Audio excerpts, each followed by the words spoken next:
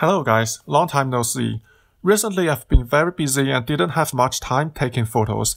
At different times I tried a few different cameras, and in this video I talk about my experience using those cameras for street photography. I've been a Micro Four Thirds user for a few years and I prefer Panasonic cameras due to its control menu layout as well as its autofocus speed and accuracy. For example, there's one feature that I wish every camera could have. When the camera has LCD turned off and EVF off with eye sensor, if I want to change anything, say the focus setting, I can just press the shortcut for that function and it will turn on the LCD if I'm not looking at viewfinder to let me change the setting, and as soon as I finish, it turns off the LCD as it does before.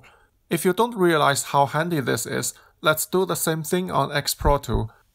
To do this, I have to either keep looking through the viewfinder or I have to change the display mode to LCD by pressing the view mode button a few times. After I made the change, I need to switch the display mode back.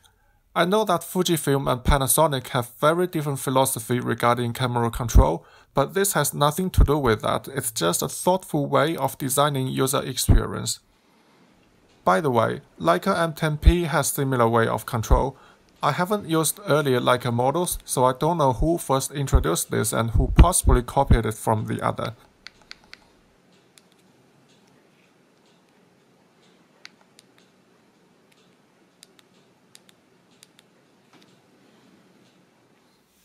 Now this is the Olympus EM5 Mark I, first released in 2012.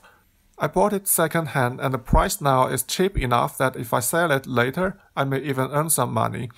I used it a few times. Surprisingly, it's not much outdated compared to more recent Micro Four Thirds cameras for the purpose of street photography. It doesn't have electronic shutter, but its shutter isn't loud either. Its AF is good enough and I like its color rendering as well. I also used the compact camera, the Canon G7X Mark II. I don't have it now, but the impression I got is that having a zoom lens compact camera sometimes can be very convenient. Lastly, I also tried DSLR, the Canon 5D Mark III, using the 50mm f1.8 lens. Ironically, with smaller camera, I tend to hold them with one hand, which causes wrist problem after shooting for a few hours. However, with this big camera, I won't even try holding it with one hand, and instead, I'll use the neck strap from the beginning, so I didn't experience much problem for its weight. I'm still getting familiar with its control and settings, but apart from specific details, the main differences between DSLR and mirrorless are obviously weight and battery life.